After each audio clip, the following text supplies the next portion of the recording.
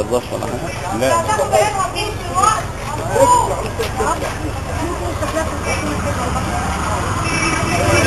الحاج السيد اعرف ان حضرتك شغالين في المهنه دي من زمان. بقالكم يعني الاستاذ قال لي ابا عن جدا يعني زياده عن 50 سنه. بقالي 30 سنه بقول لك احنا ابا عن جد. انا بشتغل فيها من 59. البيع الايام دي زي مثلا السنين اللي فاتت؟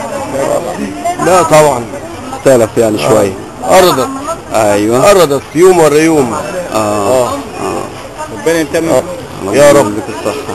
الله يديك الصحه يا عم الحاج. انت مشهور بسمعتك وبسيرتك الطيبه وبحيثك الممتازه والله. الله يخليك يا ابو. الله يخليك.